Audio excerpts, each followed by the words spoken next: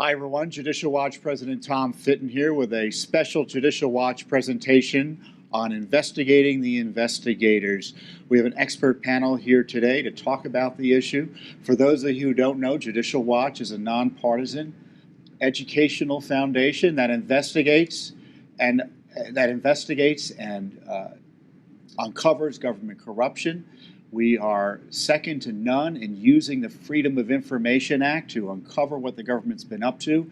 And we've taken the lead in exposing the Spygate targeting of President Trump, the deep state attacks on President Trump through Spygate. And on top of that, we have the many lawsuits on the Mueller investigation and what's behind that. With the collapse of the Mueller report or the collapse of the Mueller investigation, now people are wanting to uncover what has been going on with the targeting of President Trump and the attacks on our Republican form of government through the illicit use of the spy agencies targeting President Trump and other innocent, what I believe to be crime victims. Judicial Watch has nearly 50 lawsuits to expose this most massive corruption scandal in American history.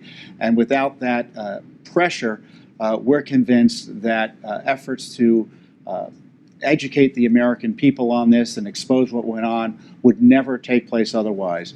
Congress obviously has been defanged because they're part of the problem now, and the administration is facing internal pressure not to release key information about the misconduct of the Obama administration and, frankly, Trump administration officials who continued the effort to overthrow the president. And with that, I'm going to open up our panel with the introductions. Joining us first here is Dr. Carter Page, who's founder and managing partner of Global Natural Gas Ventures. You may know Carter Page, obviously, as the target of those illicit FISA warrants used by both the Obama administration and the Trump Justice Department to spy on not only Mr. Page, but indirectly the Trump campaign. Dr. Page has decades of experience as a foreign policy scholar, including a 6-year term as a fellow at the Center for National Policy, where he focused on energy and foreign policy issues. He was a former Navy officer, had the top-level security clearance as well, and a graduate of Annapolis, so we're lucky to have him here. Victoria Toensing is a founding partner of the Washington, D.C. law firm of diGenova and Toensing. She is an internationally known expert on white-collar crime, terrorism, national security, and intelligence matters. And yes, she actually used to obtain FISA warrants when she worked at the Justice Department. So of all the people you see talking on TV, I think there's only maybe 1 or 2 who have actually been involved in obtaining FISA warrants, and Victoria is one of them. So her work with her husband, Joe diGenova, I think is unheralded because you are representing folks that many people don't know about, you really can't talk about, who have been victimized by the deep state, not only in this specific scandal, but you've seen the way whistleblowers have been treated generally by the government over the years. Also joining us is Chuck Ross, who's a preeminent investigative reporter at the Daily Caller News Foundation, where he covered the 2016 election and the Clinton email investigation, and he's one of the leading reporters covering the Trump-Russia investigation. His work has been cited by the New York Times, Washington Post, and Fox News.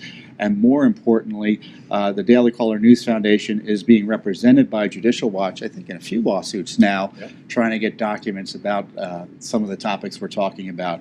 And my colleague, Chris Farrell, is Director of Investigations and Research for Judicial Watch, member of our Board of Directors. He previously served as a counterintelligence officer for the United States Army, where he specialized, again, in counterintelligence and human intelligence. And Chris has been with Judicial Watch for 20 years now? 20 years. Scary. Well, thank you for joining us, everybody. A lot to talk about. We've got a good hour to chunk and change to talk about it. And the way it will work is we'll make some intro remarks, and then we'll talk amongst ourselves. Carter, I'll start with you.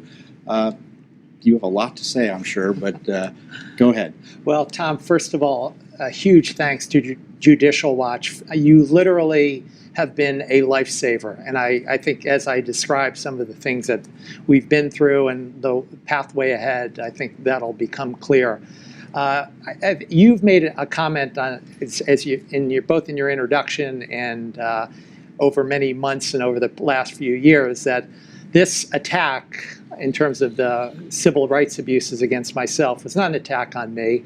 They were really trying to get at President Trump, candidate Trump, and then President-elect Trump, as a way of infiltrating his campaign. So similarly, again, I don't never view myself as a victim, but everyone on this panel, or all the organizations on this panel, were illegally surveilled. I think the first time I ever spoke or emailed with Chuck was he asked me questions in February of 2017, which was right after my first renewal.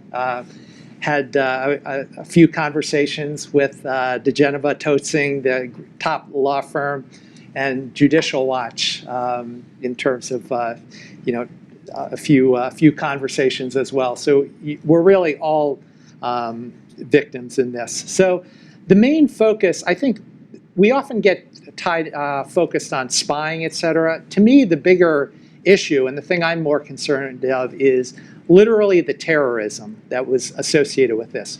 Now, terrorism, you typically think of, assassinations or explosions, but really, if you look at the statutory definition of terrorism, it includes acts that are dangerous to human life. That's sort of the basis of it. And these false reports that were paid for by the DNC and the attacks which were distributed widely to the media, I received countless death threats related to this. And I know a lot of other members of the Trump movement had the same thing, but you just go down the list of all the elements of terrorism. Violations of criminal law, I think, as we're starting to see elements of that. And it's really about intimidating or coercing a civilian population. So that's a big issue. Unfortunately, as I said, it's been great to rely on the important work that Judicial Watch has done, but I have been a supporter of the FBI and a confidential source for them for many, many years. And unfortunately, I have a small graphic here, which is off the FBI's website, which is the FBI's priorities. When you look down every single one, they literally were doing the opposite of it during the witch hunt. So first of all, protect the US from a terrorist attack. Again, literally, I had asked the FBI for help about this, and I've asked repeatedly. To the contrary, they actually, the leaks were continuing after my meetings in March 2017. Going down the list, protecting US against foreign intelligence operations. Well, we know that the DNC's conspiracy was all over that.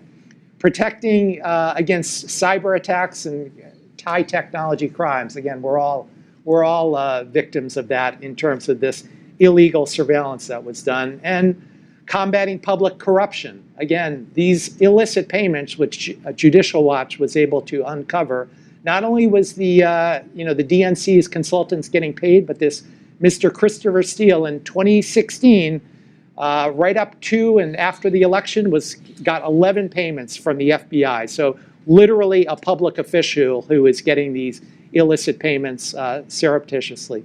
Protecting civil rights, which is a joke. Obviously our civil rights were severely violated. And then really, transnational criminal organizations. This enterprise was exactly that. And I think, going back to this Investigate the Investigator, when we talk about major white-collar crime, we should find out a lot more about that over the period to come. So, again, thank you very much for doing this, and looking forward to the discussion. Hey, thank you, Carter. Carter probably has a few claims or two he could be pursuing. I'm sure he is already. But Victoria, thanks for joining us. We're interested in your take on the latest. And James Comey's out in the news today as well. We should address that. So a lot going on as we speak even. I'm embarrassed that the newspapers print what he writes because it's so trivial and unsophisticated. But present Attorney General Bill Barr gave a marvelous interview to Bill Hammer a couple weeks ago, and he said something amazing to me. He said, when I became AG, I had started an inquiry. I started asking questions, and I have more questions today than I had before I became Attorney General. And that just blew me away. That, why wasn't Chris Wray over there saying, here's the answers, here's the answers. So I'm going to pose some questions that I have and see if anyone knows that they've been answered. Okay, Joseph Mifsud, is he really a Western agent and not a Russian agent, as we have come to, we are being told that he's a Western agent. But the Mueller report portrays him as a Russian agent. And George Papadopoulos said that when he said he was leaving this institute and going to the Trump campaign, that a woman who worked for the US government said to him, "Oh my goodness, you have to meet Mifsud. I'll fix it up. You must do it."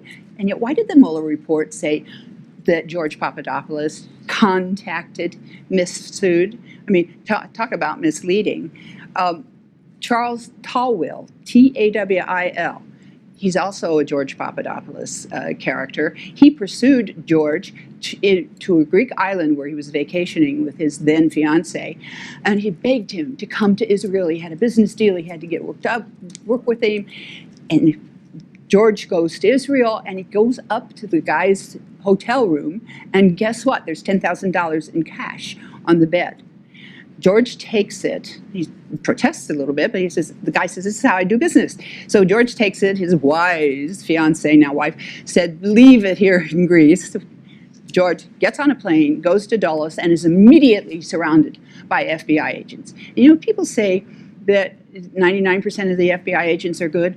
What happened to these rank and file people who were participating in this? I want to know. My question is, what were they told was the basis for this, stopping this man? And then they didn't have the 10 grand, so they had to make up a crime, and they put him in chains. I mean, my goodness. And they're calling back saying, "Oh my God, we don't have the 10 grand. Mike Flynn, who unmasked him? Who put that article in the Washington Post, because all David Ignatius is a typist for the Democratic Party? Who put that in?" And it had to be a lawyer, and I'll tell you why I say that. Because the person told Ignatius to write about the Logan Act. Ignatius wouldn't know about the Logan Act, but he puts it, and I know journalists enough, you all can verify, if you're going to try to get something out there, you don't put it in the first paragraph. You bury it down so it can just be there as a little seed of destruction. That's where the Logan Act and Mike Flynn all came about. Well, who did that? And how about Andrew Wiseman? As head of the fraud section, which I was in charge of the fraud section as Deputy Assistant AG, I supervised the head of the fraud section. Why was he briefed on the dossier? It was out of his portfolio. There was no, he had no clearances. This is before he was attended. Thank you, Tom, for making that clear. In August of 2016, he was briefed on the dossier. And then he goes to Mueller, working with the same information that's in the dossier. Why wasn't that a conflict? Right. And I have my last question, and here it is. There's only two ways that I know of that the government can get information on U.S. citizens, and that is they go to NSA, which is collected. They've got all kinds of things. They've got a world full of information at NSA, and you go knock on the door and you say, "I want to know everything about Carter Page," and then I have a reason to do so. Or you can go to the FISA court and say, "I want to have surveillance on Carter Page," and then you get whatever you're producing. So when the good Mike Rogers, I call him, Admiral Rogers, went to the FISA court and found out all the violations that had started since 2012 by the Obama administration. And in April of 2016, he cut off all the FBI contractors' ability to access FISA material. Is it then, Carter, because they couldn't go knock on the door, as they had been doing, getting the information? Is it then that they started to focus on you and George for FISA warrants? And is that why it turned in the other direction? Well, just to provide some context here, you know, Carter was a cooperator with the government. You were helping the FBI go after the Russians. Of course, this doesn't come across in the Mueller. In fact, the fact they leave it out shows you the dishonesty of the Mueller report. Sin by omission. And the FISA issue that you raise, the FBI contractors, explain what the issue is behind there, where you had, I guess, people who weren't read in, reviewing. Contractors were not supposed to have access to reviewing 702 U.S. person information. Reviewing spy material on Americans, right? Yeah. And why are they still anonymous? Why don't we know who those contractors are? So in many ways, this goes beyond even the targeting of Trump. There are others, in a sense, as well, even outside the Russia scandal. Chuck Ross, you're one of the few reporters who honestly reviews the primary documents out there, so I commend you for that. others just mimic talking points or just stenographers for the deep state, as I call it. But Chuck, give us your take on where we stand today and what might be coming next. Yeah. First of all, thanks for having me. It's an honor to be here for sure. And you mentioned earlier in your intro that you guys are representing Daily Caller News Foundation in a few lawsuits. The one I'm most excited about kind of fits into this investigating the investigators theme that we have. Although it's for the State Department, so State Department aren't technically investigators, but it's a lawsuit I'm pretty excited about because we're looking at, you guys are helping us look for all the communications between Christopher Steele and State Department officials regarding the dossier, and even before. We're looking for the 100 or so reports that Christopher Steele allegedly provided the State Department to, and the State Department has claimed that Steele was a reliable source, and that kind of fed into the narrative that the FBI said that he's a reliable source, and they've used his documentation to further the collusion investigation.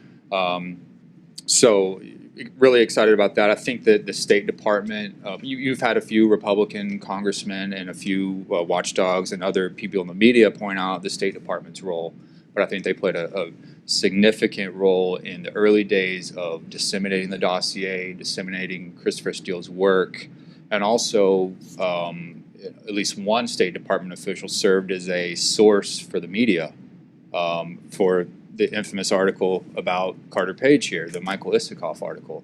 A guy named Jonathan Weiner was a source for that article and for subsequent articles that were intended to bolster the allegations of the dossier, which we now have been all but debunked by the Mueller report. So, I focus a lot on the dossier in my reporting. I just think it's, despite the spin that has emerged over the past couple years, I still think it's just the central document to this whole investigation.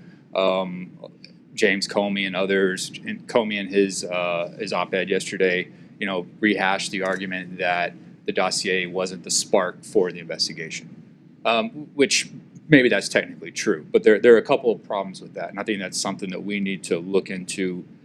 From my perspective as a journalist, Judicial Watch as a watchdog group, there were activities before Crossfire Hurricane kicked off.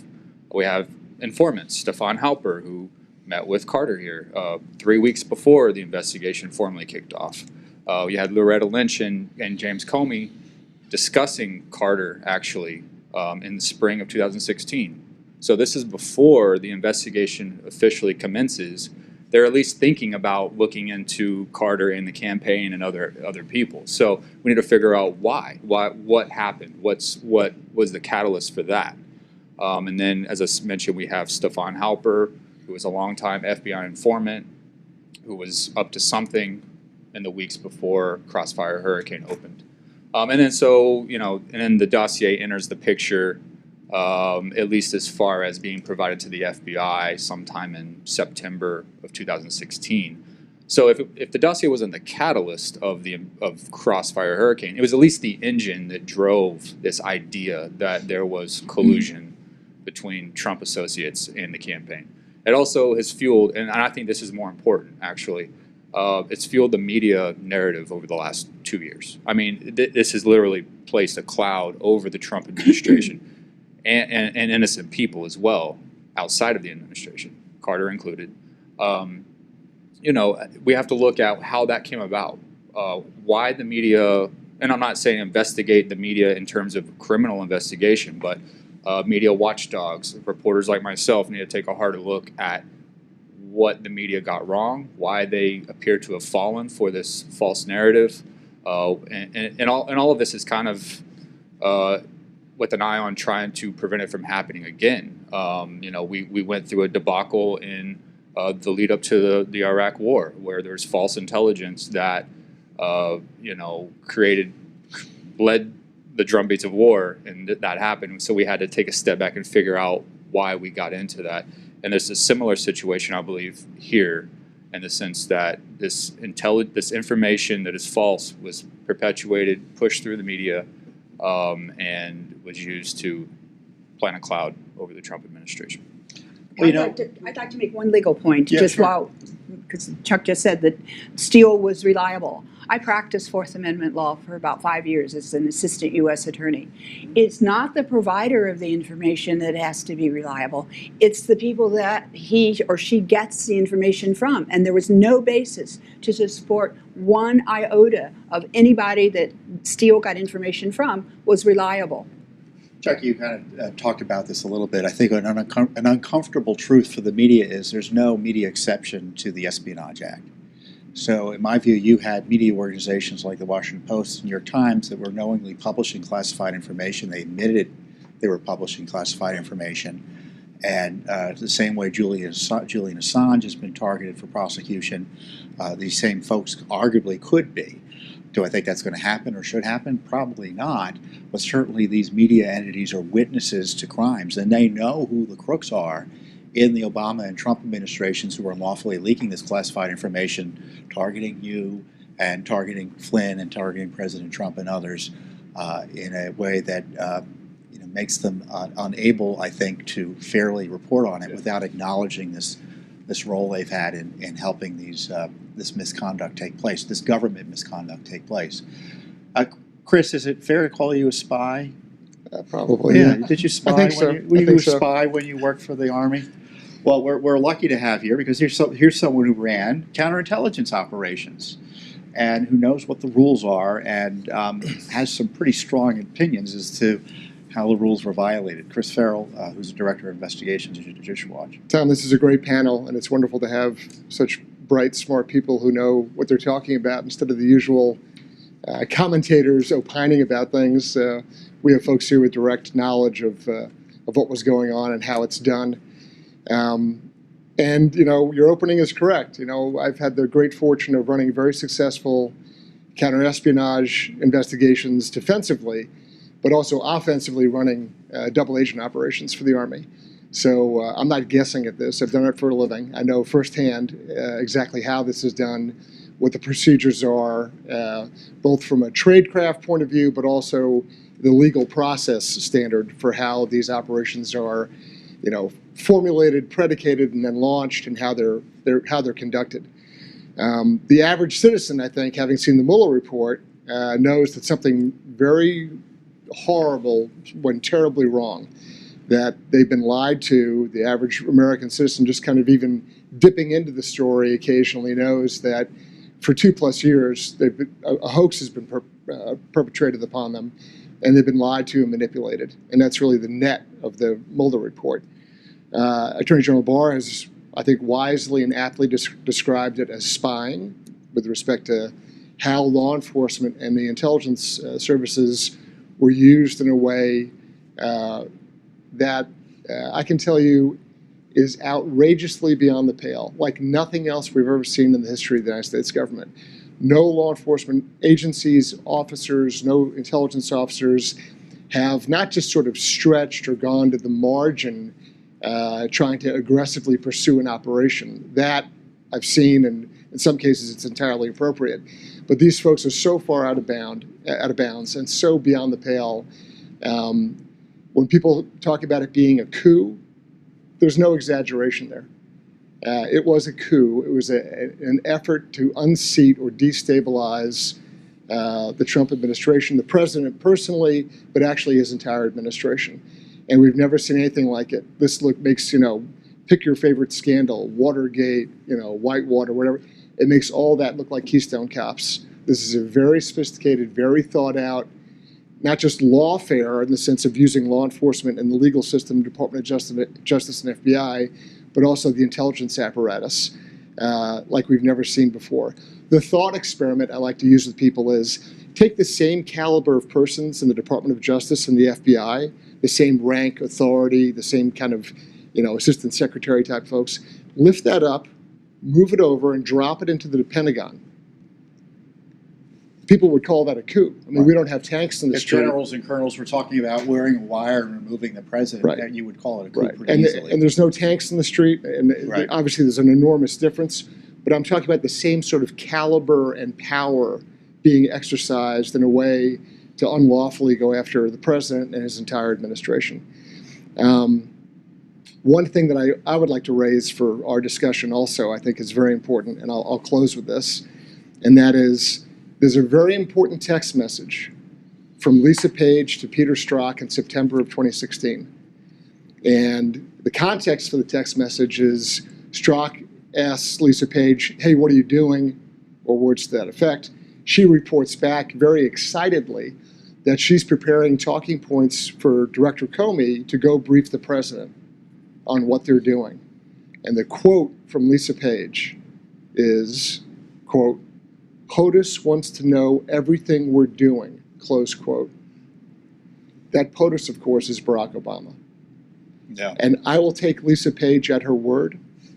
It's a off-the-cuff communication with her paramour. She's excited. She's getting the director prepped.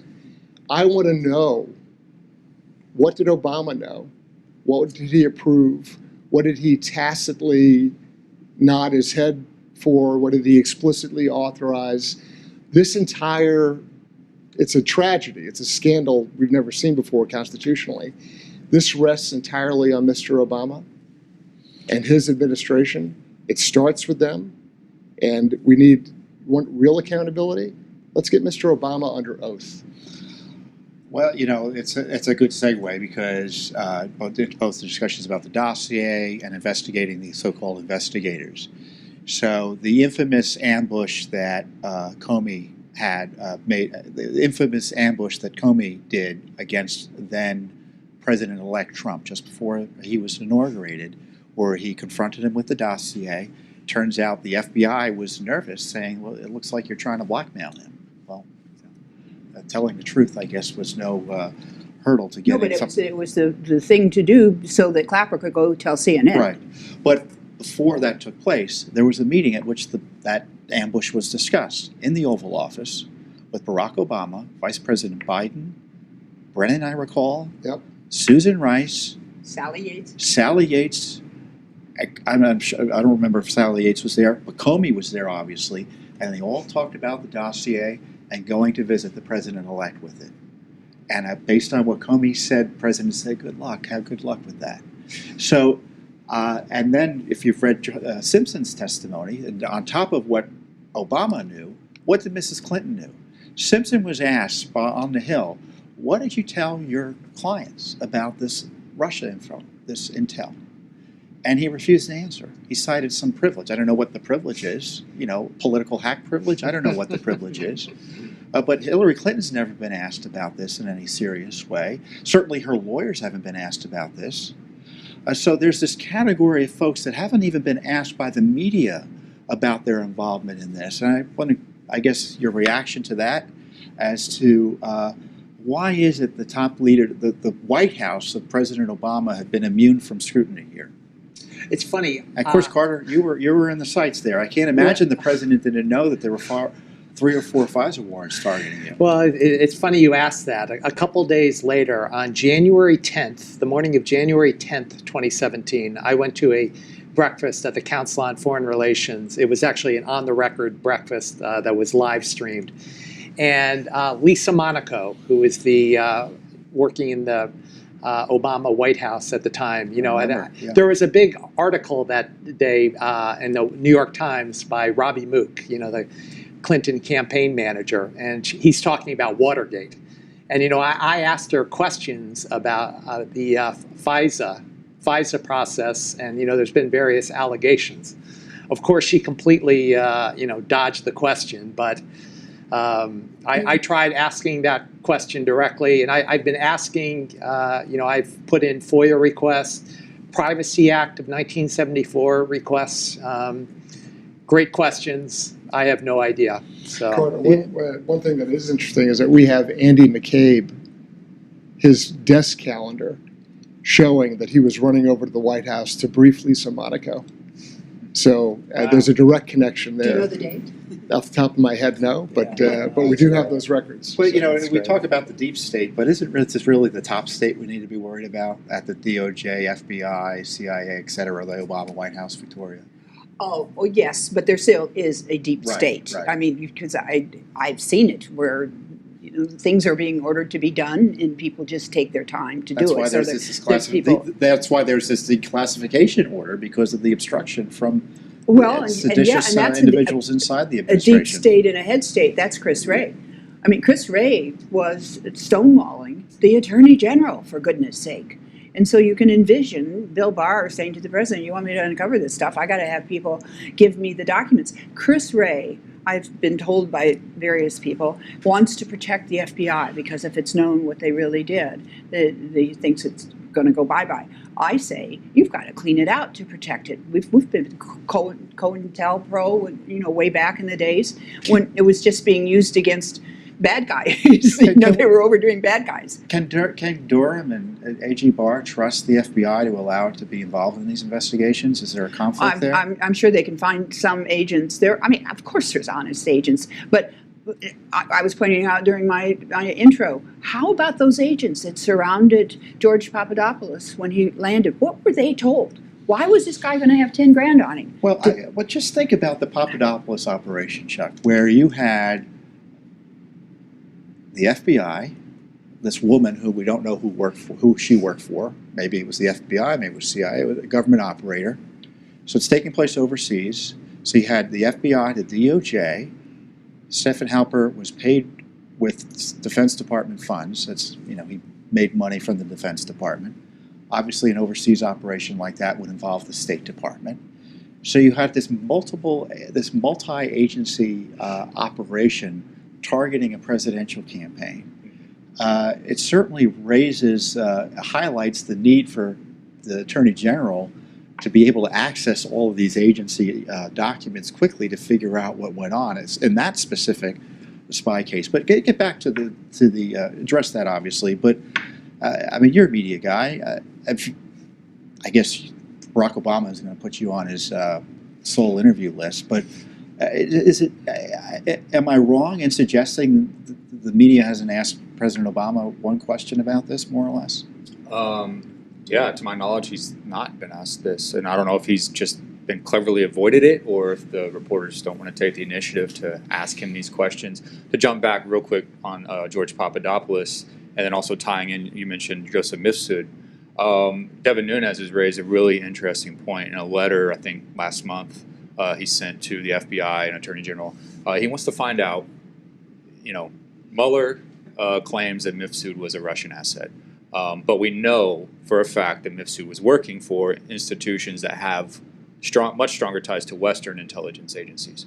So Devin Nunes raised the question of, okay, well, if Mifsud is a Russian asset, as you claim, then that creates a huge counterintelligence problem for all of these Western institutions and our own State Department, who Mifsud visited in 2017. Creates a huge counterintelligence problem. So they need to tell us, like, which is it? What is he? Either he was a Russian asset, which there's really no evidence to support that, then that's the problem. And if he was not a Russian asset, if he was affiliated with Western intelligence, what was he up to? What was he doing? And so George Papadopoulos, I mean, there were so many just really strange interactions that he had. I mean, that's understating it. I mean, he had Halper, and then you mentioned the Ozra Turk, alias Ozra Turk, who we don't know if she's FBI, if she's CIA. But if you're Attorney General, yeah, and you sit there and you say, I want to know tomorrow morning, who's Ozra Turk? Yeah. I want to know if Mifsud, shouldn't you be getting those answers the very next morning? It's pretty clear he hasn't been getting the answers. People should understand that the Attorney General seeking this authority from the President suggests the corruption continues, that he's facing corruption internally, that he needs to try to bypass by getting authority to declassify information and get over these bureaucratic roadblocks that have been put in place to protect these agencies from scrutiny. He was blessed with this authority. Let's hope he uses it. Chris, you've made the point. He will. Yeah, well, and then you could use it and still have the fight. And AG Barr needs a lot of prayers and support because he's going to continue to face strong opposition even with this authority. As we know, the president saying something should happen, as far as the deep state is concerned, that's something to be taken into account, but is not just positive. For the media going along with this would never happen. Right. Well, that's true. Well, the media is complicit. But I mean, too much of the media is complicit. they're Obviously, some chiming media in isn't. on trying Chuck, to. I don't know everything you've done. But yeah. Well, they're trying to taint Bill Barr. I mean, you go listen to CNN for 2 minutes if you can stand it, or MSNBC. It's like, well, Bill Barr, is he to be trusted with classified information? Well, yeah, he worked at the CIA. He's got his clearances. I bet he is. I'd like to can I make a point on that, actually? Sorry, I know you're, just real quick. So John Brennan has come out on Friday after the declassification authorization. Brennan comes out and the talking point, all of a sudden their talking point was, well, we have to worry about sensitive sources and methods being leaked. Now, first of all, there's no indication that Barr is just going to willy-nilly, as Brennan used that term, willy-nilly just release these crown jewels. He's not going to do that. But also, it's the same hysteria that they invoked with the Devin Nunes 4-page memo, and they would have you believe that they're going to explain to the world intelligence collection methods, which is not the case at all. Right. All they're going to do is expose and reveal what bad actors did what things and communicated with who.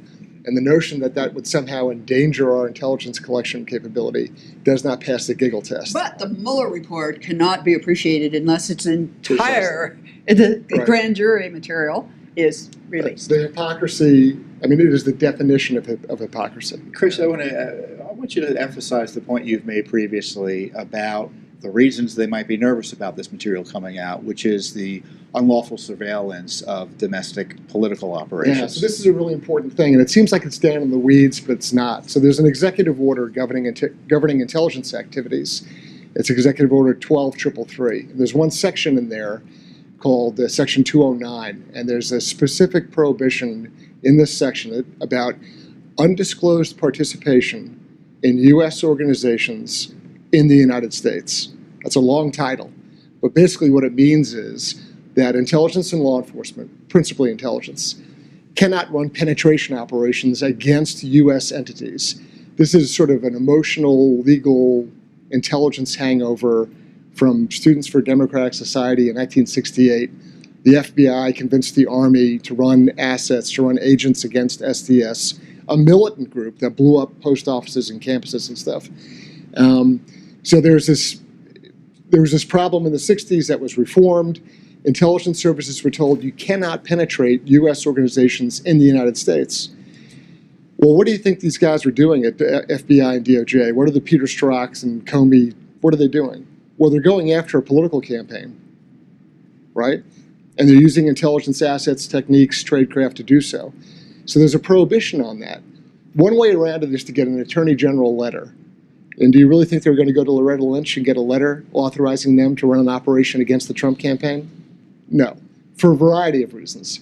They didn't trust her. They didn't want a piece of paper floating around authorizing that. There's lots of reasons not to do it. So how do you do it? How do you run an operation against a political campaign? And the answer is you create a foreign counterintelligence event. And how do they do that? Well, he's sitting at the end of the table, right? They bring you to the United Kingdom to go to a conference, right? Papadopoulos again overseas. And so they have this event, this activity overseas that they then say, oh, look, we're reacting to a foreign counterintelligence situation. We didn't run an offensive operation domestically. We're reacting to an external foreign event. And then once they have this event occur in the UK, which is the safest operating environment for them, they then import the whole event, the whole operation, back into the United States. And it absolves them of violating the executive order. It makes it legal. I mean, it's legal in the sense of legal positivism. It's legal because we say it's legal. So it's a trick or technique, but they knew exactly what they were doing. I mean, this is a very thoughtful effort to do an end run around the legal constraints that did not allow them to run a penetration operation against the political campaign, a transition team, and an administration. And the only way to do it, that's why there's all this, why would they have all this activity in the UK? Why would they have this guy Gaeta because it was illegal from the Legat in Rome flying around handling? They had to have it start overseas. That's the only way to launder it and make it legit. And it's a critical piece of the story, and it gets glossed over because everyone focuses on I mean, Well, there's a lot of other stuff to focus on, but it's a key point. Let me take the continuation of that Sure. from the legal standpoint. And that is then when Rod Rosenstein brought in the counterintelligence investigation, authorizing Bob Mueller to do not a criminal investigation, but a counterintelligence investigation, that's a whole different kind of investigation. If there's a bank robbery, you go and you got a limited group of people and it's a bank robbery. But counterintelligence, I can tell you, say we've represented people, I can tell you, I held hands of Republican businessmen who have traveled in Eastern Europe, and they were all braced by the FBI, having nothing whatsoever to do with anything. Did they travel to Ukraine once in 2016, 2017, even 2015, late 2015? Oh, excuse me, FBI, we want to talk to you. They have to get lawyers, they have to go get all their kinds of documents. This is what the Mueller people did, because by having it counterintelligence, it just spread out bigger than any criminal investigation could ever be. I mean, the way the rule of law was thrown out to target Trump, no one's above the law. The president shouldn't be above the law. But the argument is that he's beneath the protection of the law because we don't like him personally here in Washington, D.C. And Carter Page, they don't think much of you, so they didn't care about the victimization of you. But my guess is, I don't want to give anyone bad ideas, but you got to be careful about traveling overseas now. There are probably some bad guys and good guys who want to watch what you're doing, or worse, as a result of this government misconduct directed at you. Am I wrong in that regard in terms of you being a victim here? Well, I think there's a way to get around that, and we saw that for Mr. Steele, right? He's a person, as Judicial Watch was able to uncover, he got paid 11 times in 2016 for basically doing what I was doing, providing the FBI as a unpaid volunteer. Meanwhile, he's also getting paid by the DNC, and he has these financial ties to Russian oligarchs with ties to the Kremlin.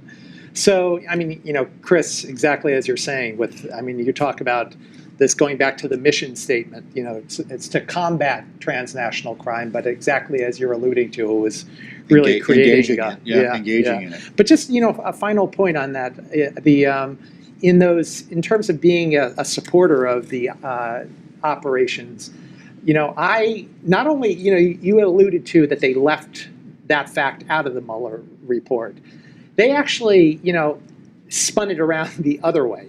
All the tens of pages that were written about me were spun in a way to sort of portray me as more someone they're keeping an eye on, as opposed to someone who's helping. And I think, it goes back to what we're talking about, of people having differences of opinion, and they decide, well, we're going to focus on him because he's a supporter of the Trump movement. So, and at the same time, Hillary Clinton is working directly with Russia intelligence through her cutout, Christopher Steele, to try to destroy then candidate Trump and keep on pushing against President Trump.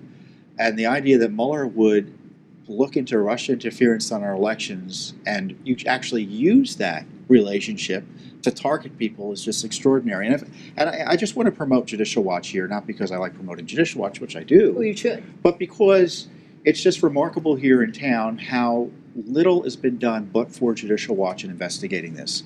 FISA warrants. We got the FISA warrant applications as a result of FOIA lawsuits. The FISA payments that you highlight, or the payments to Christopher Steele that we uncovered. The fact he was fired that we uncovered through FISA, through the FOIA cases. No FISA court hearings. Now I know they often don't have the hearings, but they had 4 warrant applications targeting then a presidential candidate and then the President of the United States, and not one of those 4 judges deemed to bring in the government for an official hearing.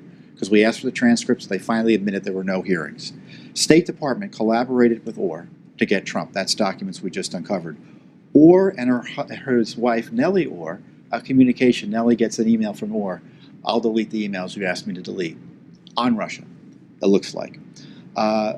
The Orr communications with Christopher Steele. Steele gets fired. Bruce Orr of the Justice Department, tasked by the FBI to keep open this pathway for information from Christopher Steele.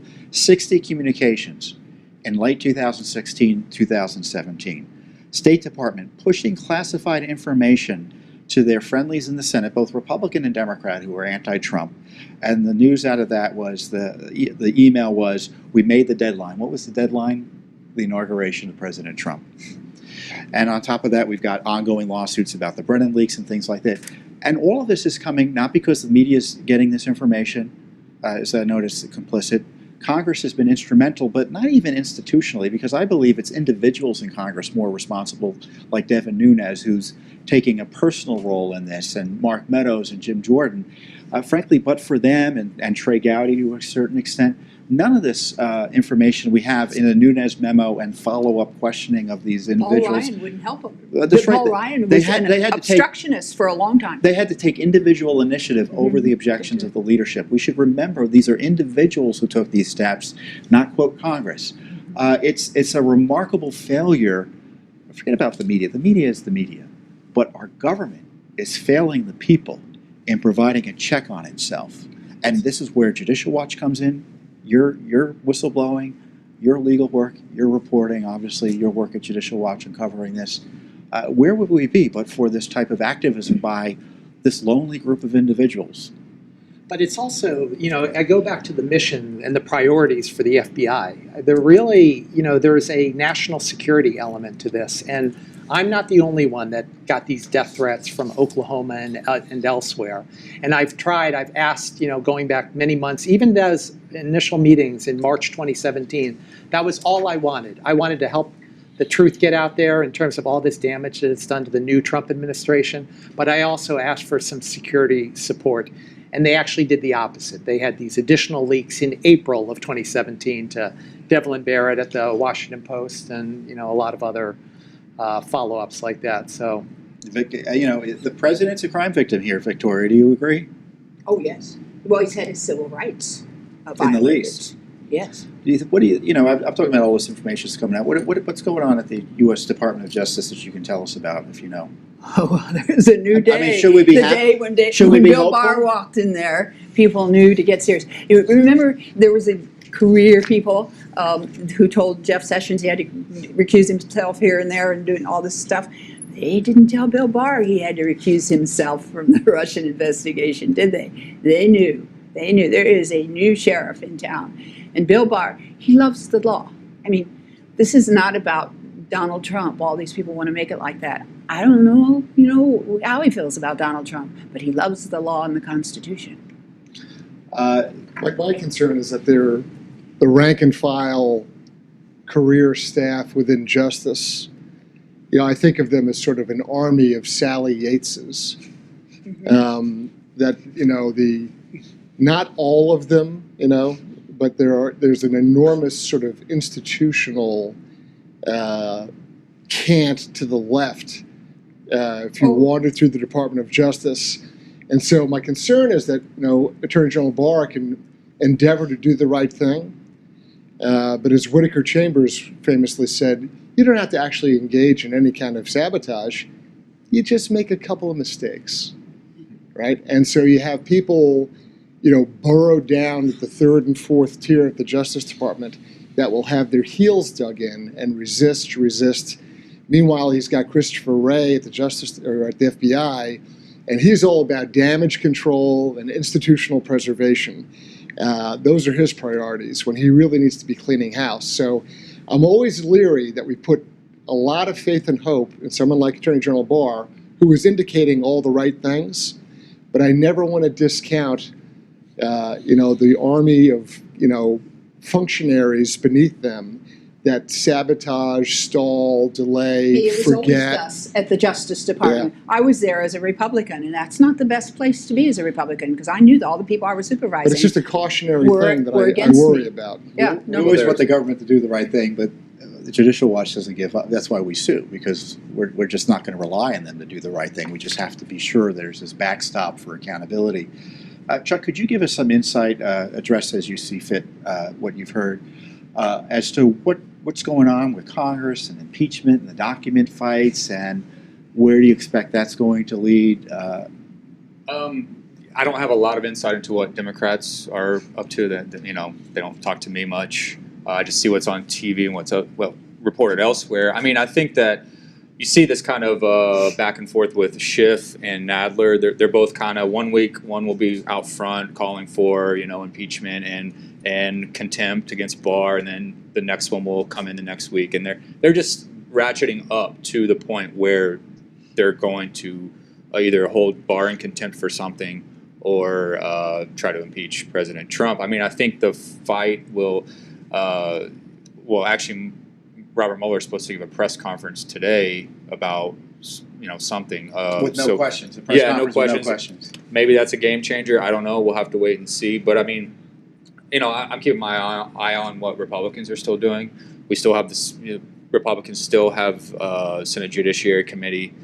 Chuck Grassley is still doing a lot of work to try to get documents related to the dossier and the origins of the investigation. Devin Nunes, even though he's in the minority, he doesn't have a lot of power. He's still, sending letters, raising questions about origins of the investigation and things like that. So, I think it's, as Chris was saying, I mean, there's a lot of resistance within DOJ to produce, and probably CIA as well, to produce these documents. And, one funny thing, actually, one FBI Justice Department lawyer, Kevin Kleinsmith, he's the one who sent the Viva la Resistance text message to one of the FBI lawyers. It's mentioned in the last IG report. I mean, that kind of shows you what's. I mean, he literally used the word resistance. Yeah. I mean, And it's not just declassification issues. I mean, we have Orr's notes where he's talking to Glenn Simpson, and Simpson gives him a list of intermediaries he was using, evidently targeting Trump. That's blacked out. It's not because it was classified. It's because it was in something else. Yeah. And the FBI is refusing to turn over text messages under FOIA. They believe they shouldn't have to search FBI text messages under FOIA. So McCabe, Strzok, and Page, none of their text messages would be reviewable under Wray's interpretation of FOIA law. And at the same time, and I think Barr, if he does an adequate investigation, necessarily has to investigate the handling of the Clinton email, because that is the genesis of the targeting of Trump. You distract from one by targeting the other. They're both sides of the same coin, and this Justice Department is viciously protecting Hillary Clinton in court against Judicial Watch now. People don't understand this, but we're in discovery, getting information on the Clinton email issue from email witnesses in her State Department and people close to her, and we're being fought tooth and nail by this Justice Department and this State Department. Still. So this is a leadership issue, I understand, when you're trying to get declassified documents, but the everyday operations of the Justice Department and the FBI continue to stand against efforts of accountability. And Clinton and the Russiagate, you can't separate Clinton email from Russiagate, because one was you targeted Trump to protect Clinton from the consequences of her email misconduct. I mean, the thought from their perspective is, if you look at the famous July 5th, 2016 briefing by Comey, where he made up this notion of their requirement for intent to be a part of the crime of mishandling of national defense information. They could not accept the notion that the Democratic nominee was going to be indicted for national security crimes. That's what a legitimate investigation would have resulted in. 18 U.S.C. Section 793F. I know it very, very well. And so if she was charged with that, indicted in July or August, and now she's going to go run for president 2 months later, right? It is unimaginable to them. So an effort to thwart that, and then an effort to destroy Trump simultaneously to offset the damage done by the entire server story. And I think another huge part of this that feeds into the crazy hoax narrative. People will remember the Trump Tower visit by Veselnitskaya, the Russian attorney. Well, who did Veselnitskaya meet with the morning of her visit to the Trump Tower? Glenn Simpson of Fusion GPS. And who did she meet with the day after her visit to Trump Tower? Glenn Simpson, Fusion GPS. In the intelligence world, that's called dispatch and recovery, right? You dispatch your asset, they do what they got to do operationally, they pop back out on the other end, and you debrief them as to who did you meet, what did they say, and the only thing they wanted to do, the only thing is put that woman in Trump Tower with those people. They didn't care what was said, what was done, what was promised. They just needed to make the contact between the two persons, because it then facilitated 2 years of screaming Russia, Russia, Russia. And that meeting was part of it. But do you think that they just got their sea legs in 2016? Of course not. I don't. The Obama administration has been doing these kinds of things since 2012, as far as we know. What about that Russian woman that was set up with Mike Flynn? Do you think that wasn't an operation? And that was in 2014, because Mike Flynn was a thorn in the side of the Obama administration. Yep. This is their modus operandi. Washington Post, I have a message for you. Democracy dies in darkness. Well, you know, I know the president has this awesome declassification authority as head of the executive branch, but constitutionally he also has this pardon power. And if I were him, I would exercise it broadly for those Americans improperly caught up in this. Carter, what next for you? We just have a few minutes left. What's your you have litigation, and Yes. The Democrats want to talk to you again 15 times? I have been pushing. I have had a lawsuit against the DNC, and it's funny. I've been a law student learning the law as well, and the false statements that they made in the FISA court, the DNC, through their various intermediaries, it's been followed in the time since, and so I think I'm hoping that this will be a turning point, but it's been a real uphill battle. But it's been a life or death situation. And again, Judicial Watch has, when the FBI fell down in doing their main mission as opposed to just protecting their fellow Washington lawyers, you guys have been on the front line. So we'll have to wait and see. But I'm going to keep fighting the good fight. I think it's fair to say that the number one question we probably all get from everyday Americans is anyone going to go to jail? Yeah, it is. It is. Meaning people involved in the misconduct targeting Trump. I hope so. I know some people come out and say, "Oh no, I don't want anyone to go to jail." Yes, because our Constitution was violated. They weaponized the tools that we use to keep this country secure. The intelligence tools, they weaponized them, and law enforcement tools, and that has to be shown to people that cannot ever happen again. Chuck, as a reporter, you often are in a position to see stories on the horizon or stories that are being underplayed that you think will get more attention in the future. Can you highlight some of that for us as we close? Yeah, well, I just think kind of what we've been talking about, we're going to probably see a lot more come out about the informants that were used, including Steele, Stefan Halper, down the road, and that depends a lot on what is declassified, I guess, but I expect a lot more developments on that. Of course, the IG's report is expected to, the chatter around, I'm not from Washington, but the chatter around Washington I hear is that, it's going to be pretty good. Washington, Chuck. I'm on Twitter, so I'm basically from Washington. So Washington's a state of mind. Yeah, that's of course going to be something to watch out for, and so we'll be chasing those threads once that comes out for the foreseeable future, and then of course the FOIA lawsuit. Michael Bekesha, the main lawyer on that, told me that we have another 2 years worth of documents down there, which is par for the course with government productions. But if no one else is doing it, yeah, we still be making news 2 years from now. Right. Chris, lots of FOIAs and lawsuits in the offing, as I guess. Lots and lots, and as you well know, we never forget, we never quit. We're extraordinarily persistent. As you know, there's FOIA cases we have that are 16 years old.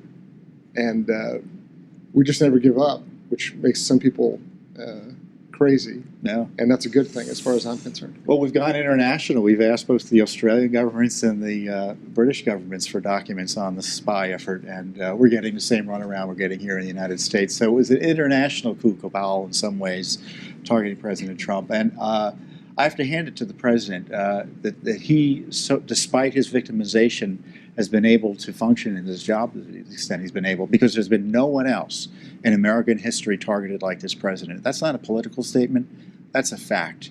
And it ought to be very concerning to any American who wants a Republican form of government as opposed to a government run by political appointees and bureaucrats who think they know better than the American people in terms of deciding who gets to be president and how they exercise their power and authority.